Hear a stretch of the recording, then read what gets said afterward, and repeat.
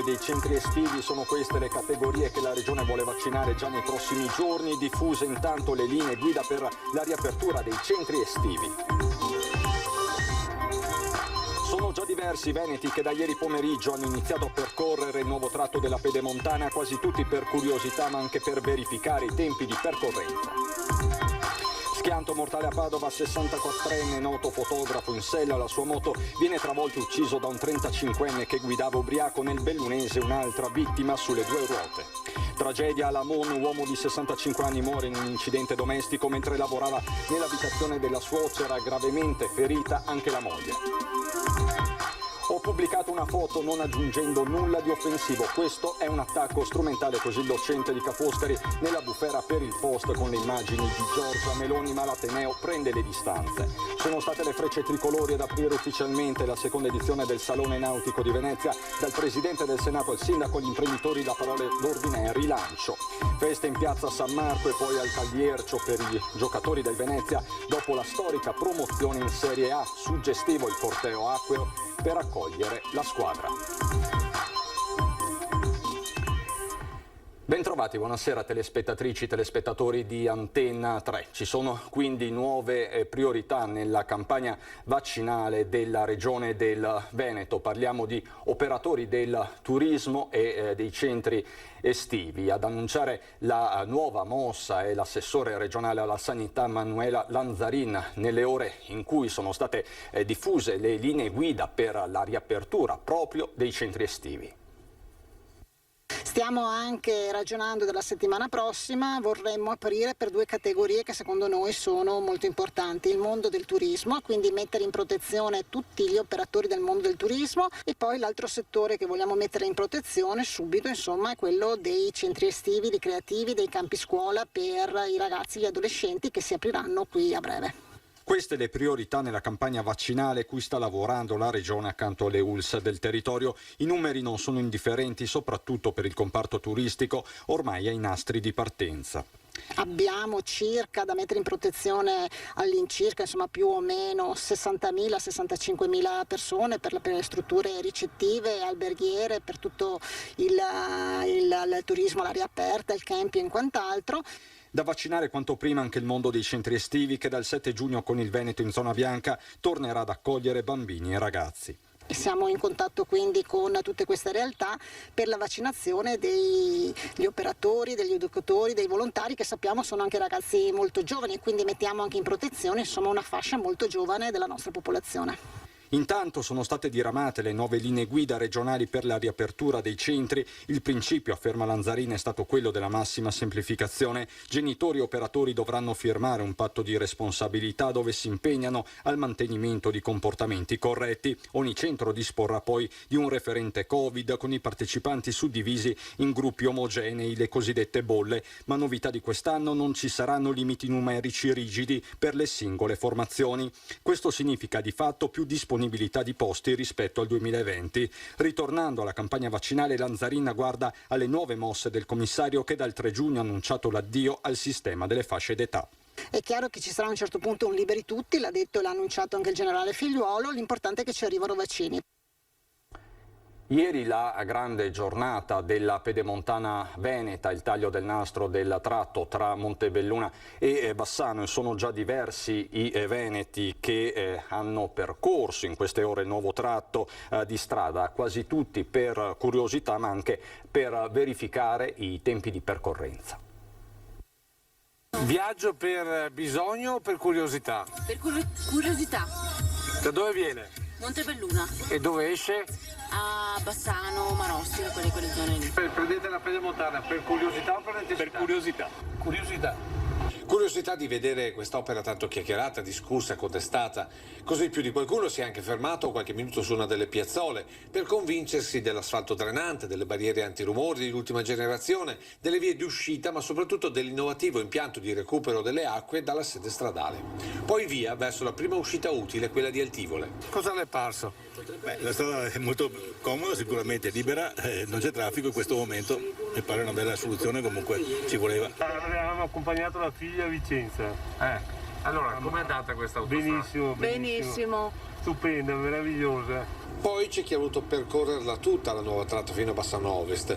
Qui il traffico è un po' più sostenuto perché molti escono dopo aver percorso il tratto da Malo, già aperto peraltro da tempo. Sì, io faccio sempre questo ultimamente perché la comodità e il tempo risparmiato alla fine. Però anche per chi entra da qui verso Montebelluna e soprattutto la curiosità è il motivo del viaggio. Devo andare verso San Zenone o Nedifonte, so che c'è l'uscita a Loria, per cui niente, sia per curiosità ma anche per velocizzare, così il cronometro vedo quanto tempo ci metto. Un'arteria che decisamente avvicina luoghi e persone e la prova sta nell'orario in rapporto alle uscite. Partendo da Bassano Ovest alle 13:24, raggiungendo i 110 km/h, velocità massima attualmente consentita, in 3 minuti si passa davanti a Bassano Est e 1 minuto dopo al casello di Loria Mussolente. Alle 13:30, quindi 6 minuti dopo la partenza, si arriva a Riese Piodecimo, mentre 4 minuti dopo si arriva ad Altivole. Pochi secondi e spunta il Montello e si arriva all'uscita obbligatoria alle 13:41. Quindi ora da Bassano si raggiunge Montebelluna in 17 minuti con un pedaggio di 5,50 €. E sui costi del pedaggio, soprattutto per i residenti e sulla viabilità ordinaria nei diversi comuni, si concentrano i sindaci della Marca. Il maggiore auspicio poi da amministratore, quindi da sindaco di Vedelago, è che si prosegui con la progettazione delle opere complementari, perché poi quelle saranno fondamentali per il raggiungimento del casello della SPV. Inaugurata la pedemontana, è chiaro che gli amministratori locali siano ora concentrati sulle opere necessarie per raggiungerla nei rispettivi territori e senza disagi sulla viabilità ordinaria. La lista di interventi, fanno intendere, è ancora lunga. Un fronte che riguarda anche quelle realtà che presto saranno raggiunte dall'ultimo stralcio, come Spresiano e dintorni. Bisognerà trovare una fase di concertazione anche con i comuni limitrofi, e mi riferisco soprattutto ad Arcade e a Nervesa, perché creare una tangenziale di Spresiano può aver senso, ma può aver senso fin là. Bisognerebbe pensare a un qualcosa di più ampio. L'altro tema riguarda i pedaggi ed eventuali tariffe agevolate per i residenti. I temi principali sui social è appunto il costo elevato della pedemontana, per cui starà a vedere anche come questo influirà sul reale utilizzo, se saranno necessarie delle azioni di calmierazione dei prezzi, quantomeno per i residenti. Sindaco di Montebelluna negli anni della realizzazione dell'opera e ora in Consiglio regionale, Marzio Favero lancia la sua proposta. A queste sfide si può rispondere solo creando un grande raggruppamento di comuni che, in collaborazione con le province e la regione, predispongono uno studio per riuscire a intervenire sulla viabilità attualmente a disposizione per risolvere alcuni nodi critici. Risorse importanti, aggiunge, potrebbero arrivare dallo stesso recovery plan, a patto che i territori vengano coinvolti. Anche l'autonomia, insomma, viaggia sulla pedemontana. La cronaca: incidente mortale la scorsa notte a Padova. La vittima è un fotografo ed ex rugbista molto noto in città. Era in sella alla sua moto ed è stato travolto e ucciso da un 35enne che guidava ubriaco. Guidava ubriaco con un tasso alcolemico di 1,35, il tunisino che ha provocato un incidente mortale in piazzale Stanga a Padova venerdì notte. Lo straniero ha perso il controllo della sua auto e ha centrato in pieno una moto e un'altra vettura prima di fermare la sua folle corsa. La vittima del drammatico schianto è Stefano Vallin, 64 anni, ex fotografo del quotidiano Il Gazzettino ed ex rugbista del Rugby Cus. Era molto conosciuto a Padova, persona gentile e stimata, era molto attivo nel volontariato. Qualche anno fa aveva visitato il campo profughi di Idomeni in Grecia. Venerdì sera Vallin era in sella alla sua moto quando alle 23:20 è stato preso in pieno dall'auto del tunisino, che pare provenisse dalla zona della fiera. Dopo aver invaso l'aiuola della rotonda della Stanga, lo straniero si è schiantato contro la moto di Vallin e un'altra auto che stavano attraversando l'incrocio proprio in quel momento. Sul posto la polizia locale per i rilievi, vigili del fuoco e il SUEM che ha prestato i primi soccorsi al motociclista. L'urto però è stato talmente violento e per il 64enne sbalzato dalla moto non c'è stato nulla da fare. Il tunisino, rimasto illeso, è stato sottoposto all'alcol test, risultato positivo. È stato così arrestato per omicidio stradale aggravato dallo stato d'ebbrezza, ma l'autorità giudiziaria ha disposto la liberazione. La ragazza alla guida dell'altra auto coinvolta nello schianto verrà sentita come testimone dalla polizia locale, che grazie anche alle telecamere della zona sta ricostruendo l'esatta dinamica dell'incidente mortale. La vittima, Stefano Vallina, era anche un animatore del comitato Portello che radunava un gruppo di residenti che chiedeva decoro e attenzione per lo storico quartiere di Padova. In qualche occasione aveva parlato anche ai nostri microfoni, sempre disponibile e cortese. Lascia la moglie che insieme a lui viveva a pochi metri dal luogo del tragico schianto. Più o meno alla stessa ora, sempre ieri sera, ma nel Bellunese, un altro motociclista è morto. Aveva 49 anni ed era originario di Montebelluna, la vittima dell'incidente motociclistico accaduto alle 23:30 di ieri sera lungo la strada regionale Feltrina all'altezza dell'abitato di Quero Vas. Valerio Verardo stava procedendo verso Feltre quando nell'affrontare una curva a destra per distrazione o per un malore ha perso il controllo della sua Ducati 949 finita contro un muretto di contenimento. L'impatto devastante non ha lasciato scampo al 49enne che è morto sul colpo. L'allarme ai soccorritori è stato lanciato dagli automobilisti di passaggio. A dichiarare il decesso di Valerio Verardo è stato il medico dell'equipaggio del SUEM arrivato da Feltre con i vigili del fuoco e i volontari del Basso Feltrino. I rilievi di legge sono stati eseguiti dai carabinieri di Quero. La notizia del dramma si è diffusa stamattina a Vas, dove l'uomo si era trasferito pur mantenendo i propri interessi professionali nella vicina provincia di Treviso. Valerio Verardo lavorava in un'azienda di Altivole e per molto tempo aveva vissuto a Badoere. Rimaniamo nel Bellunese per il dramma che si è consumato questa mattina a Lamon, dove un uomo di 65 anni è morto in seguito a un incidente domestico mentre lavorava nell'abitazione della suocera. Gravemente ferita anche la moglie, ma ci racconta tutto Tiziana Bolognani. È morto sul colpo cadendo nel vano della vecchia cisterna che aveva sollevato con una carrucola. Dramma questa mattina a Lamon, a perdere la vita Adriano De Lazzer, 65 anni, di Fonzaso. Ferita gravemente la moglie Mariangela D'Agostini, di 55 anni, ricoverata in prognosi riservata all'ospedale di Feltre. La dinamica dell'incidente al vaglio dei carabinieri. Adriano De Lazzer stamattina era partito per Lamon per svolgere lavori domestici nella casa dove vive l'anziana suocera, in via Ferd. Assieme a lui la moglie, che si è prestata ad assisterlo mentre rimuoveva una vecchia cisterna. D'un tratto la carrucola con la quale aveva appena sollevato il serbatoio si è rotta, facendo precipitare l'uomo, morto praticamente sul colpo dopo aver sbattuto violentemente la testa. L'allarme ha fatto arrivare immediatamente i soccorsi. Per Adriano De Lazzer non c'era più nulla da fare. La salma è a disposizione dell'autorità giudiziaria per accertamenti. La moglie è stata trasportata d'urgenza all'ospedale di Feltre, dove si trova ricoverata in prognosi riservata, pur se non sarebbe in pericolo di vita. La tragedia ha colpito due comunità, quella di Fonzaso, dove la coppia si era stabilita dopo il matrimonio, dal quale sono nati 2 figli, oggi ancora in tenera età, e quella di Lamon, paese che ha dato i natali a Mariangela D'Agostini, conosciuta per la sua professione di assistente sociale a Feltre.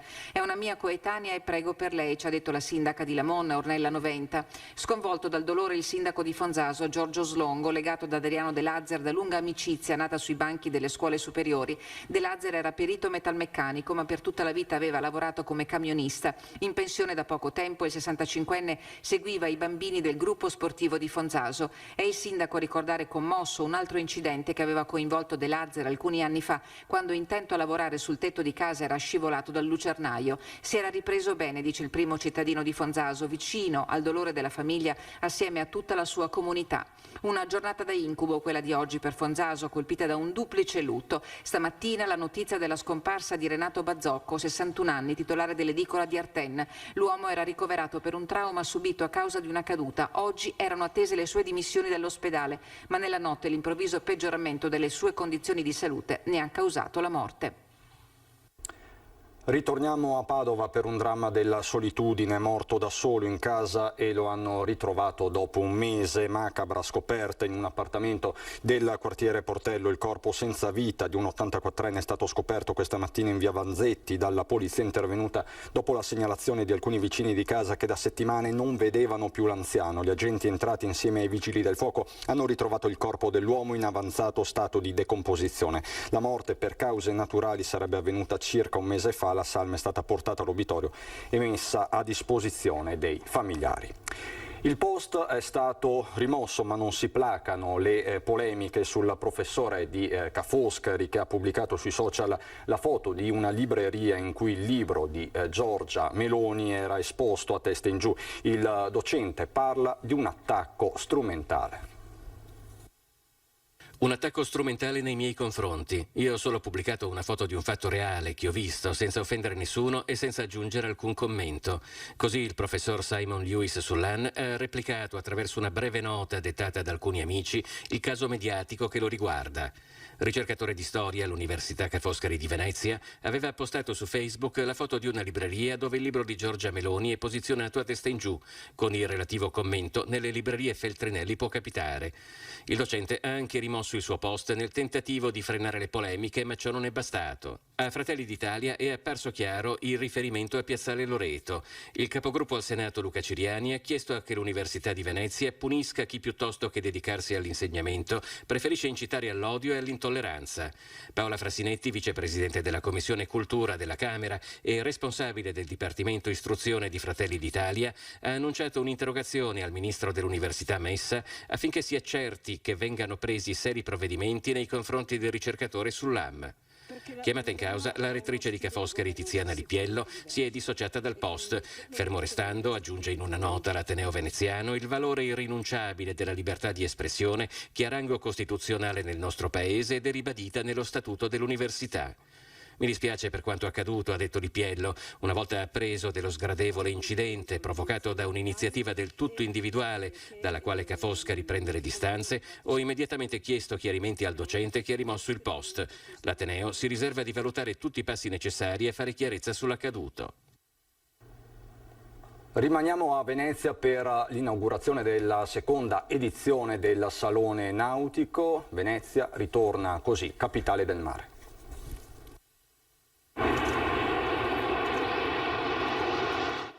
Hanno colorato il cielo dando il via alla seconda edizione del Salone Nautico di Venezia le frecce tricolori che hanno sorvolato l'area dell'Arsenale per la cerimonia di inaugurazione. Ad accogliere la Presidente del Senato Elisabetta Alberti Casellati anche l'esibizione degli incursori della Marina Militare.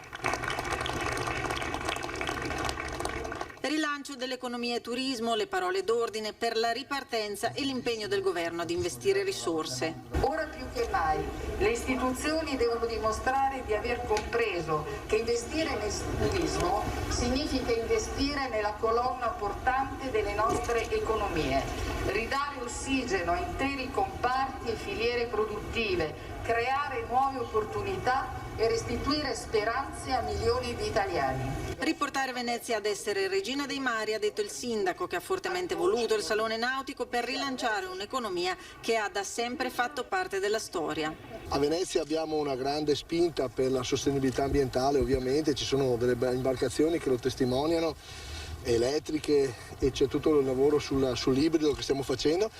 E poi è soprattutto questa sottolineatura dell'economia del mare, cioè la diportistica, che è la nostra industria trainante, una delle industrie trainanti, dove dentro c'è tanta tecnologia, ci sono anche tanta arte, tanto design, tessuti, legname, tecnologia. È il frutto del Made in Italy italiano. Numeri di questa edizione che vedono gli espositori raddoppiati da 87 a 150, mentre le barche sono 220, in un contesto storico composto da un bacino acqueo di 50.000 metri quadrati, destinato ad ospitare il meglio della cantieristica navale, dalle barche da diporto, da lavoro, alle novità relative ai motori elettrici, alla nautica di lusso. 9 giorni di eventi, dai convegni ai laboratori per bambini alle esibizioni sportive, per un evento che si ripeterà anche il prossimo anno. Venezia, che tra l'altro è già in festa per la promozione in Serie A. Un corteo acqueo su gondole e barche a remi tipicamente veneziane, così il Venezia Football Club è stato portato in trionfo sul Canal Grande per festeggiare la promozione in Serie A. Immagini bellissime di oggi pomeriggio, quelle che vediamo che sono già storia. È stato un momento emozionante che secondo me nessuno di noi si aspettava, anche quelli che hanno vissuto le precedenti promozioni in Serie A non credo che abbiano avuto un momento così particolare e speciale come il corteo sul Canal Grande e passare sotto il ponte di Rialto. È stato bellissimo, è stato un vero momento di orgoglio veneziano e poi vedere Boccalon che proprio si vede che sente la città come la sentiamo noi. Partenza del corteo acqueo da Piazzale Roma, passaggio emozionante sotto il ponte di Rialto, arrivo trionfale a San Marco, tifosi in festa ad applaudire la squadra sui ponti e lungo le rive. C'erano tutti, giocatori, presidente, allenatore, staff tecnico e dirigenziale. Dopo il corteo acqueo, il Venezia Football Club ha raggiunto il Tagliercio per festeggiare con l'altra metà della città. E le sue impressioni per il campionato? Per il campionato l'abbiamo vissuto proprio ogni momento di sofferenza, lo abbiamo vissuto insieme con il gruppo Alta Marea, è stata una passione, non abbiamo mollato mai e quando abbiamo iniziato a crederci è stato ancora più bello. Si riparte però anche dalle penne nere, uno speciale del nostro gruppo per guardare il futuro ripartendo assieme agli alpini verso una nuova normalità con le stupende immagini della dunata di Tolmezzo.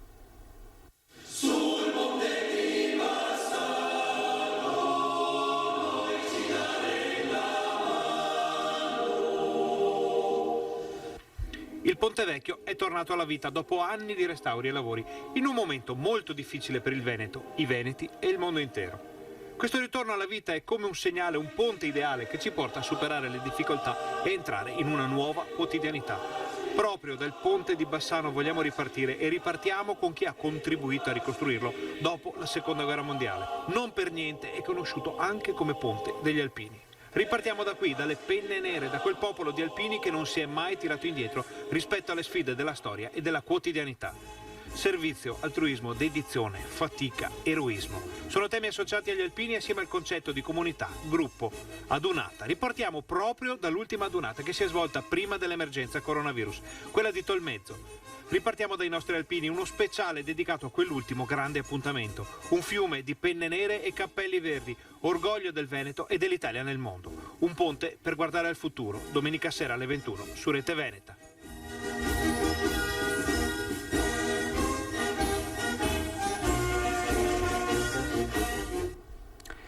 Nell'Alta Padovana, Villa del Conte, è stato nominato l'assessore alla gentilezza. Amare il nostro prossimo, essere attenti sulle piccole cose, magari un semplice buongiorno, trovare una persona magari in difficoltà e dargli una mano e dare tutto il noi stessi, diciamo, per rendere quella giornata un po' diversa. Piccole azioni quotidiane che fanno bene al cuore. A Villa del Conte, comune dell'Alta Padovana, noto per aver istituito l'assessorato alla solitudine, arriva anche l'assessore alla gentilezza, una nomina conferita a Loretta Bizzotto che avrà il compito di trovare progetti che mirano a promuovere gesti di gratitudine reciproca e di cura dell'altro. La pandemia ci ha insegnato l'importanza di essere solidali, di aiutarsi reciprocamente e di pensare all'altro come una persona che ci arricchisce. Quindi dobbiamo essere grati, dobbiamo sviluppare progetti e laboratori proprio di gratitudine e di gentilezza. L'idea è venuta al sindaco Antonella Argenti che ad inizio 2020 aveva istituito l'assessore alla solitudine per raccogliere le segnalazioni delle persone sole o in difficoltà. Il primo cittadino di Villa del Conte è anche tra i 12 finalisti per vincere il concorso inglese City Major Foundation che premierà il miglior sindaco di tutto il pianeta per la gestione della pandemia. Si avvicina il 13 giugno, festa di Sant'Antonio. A partire dal 31 maggio al via la solenne tredicina dedicata al santo, la preghiera di preparazione e l'invocazione che avrà al centro la famiglia. È la famiglia il cuore pulsante della Tredicina che quest'anno accompagnerà con la riflessione e le invocazioni fedeli devoti e amici di Sant'Antonio alla solenne festività del 13 giugno. Scandito dai pellegrinaggi delle diocesi venete guidate dai loro pastori, questo momento di preghiera rituale che segue la messa delle 18 e sarà trasmesso in diretta da Rete Veneta, emittente del gruppo Media Nord-Est, porterà i devoti a riflettere sul ruolo della famiglia declinata nelle sue varie esperienze. Famiglia in formazione, aperta alla vita e all'accoglienza, famiglia ferita o numerosa. Nell'anno della famiglia di San Giuseppe, aperto il 19 marzo da Papa Francesco, la comunità dei frati vuole riflettere con i fedeli grazie al racconto di famiglie testimoni. Il Covid ha provato la famiglia, costretta all'isolamento, a confrontarsi con la difficile accettazione di lutti e distanze, ma l'amore supera ogni ostacolo e per questo i frati, custodi di Antonio, della sua fede e della sua devozione, per voce di padre Oliviero Svanera, rettore della Basilica del Santo, spiegano a queste famiglie in prima linea che hanno combattuto e combattono, animate dall'amore e dalla fede, abbiamo deciso di dedicare la tredicina di quest'anno. Dal Veneto è quindi tutto anche per questa sera, ci sono le previsioni del tempo, buon proseguimento.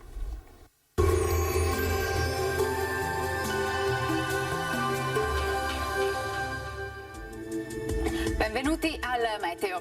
L'alta pressione prevale sull'Italia, proteggendo così anche il nostro territorio. Domenica 30 maggio splenderà il sole, ma vediamo insieme il dettaglio. Sul Veneto la nostra grafica ci mostra una situazione più che buona, sarà infatti una giornata ampiamente soleggiata.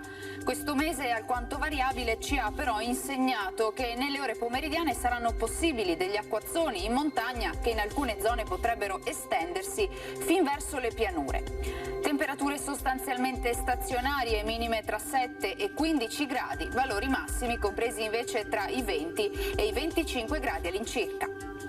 Ci spostiamo ora sul Friuli Venezia Giulia, anche qui poche novità, tanto sole ovunque, solo con occasionali annuvolamenti, ma in genere innocui. Temperature minime tra 10 e 13 gradi, massime sui 22-23 gradi. Infine uno sguardo al Trentino Alto Adige, dove sarà soleggiato, qualche addensamento potrebbe coprire il cielo, ma senza ulteriori conseguenze. Temperature minime intorno ai 6-10 gradi, massime infine sui 23 gradi all'incirca. Dal meteo per ora è tutto, vi auguro un buon proseguimento in compagnia di Antenna 3.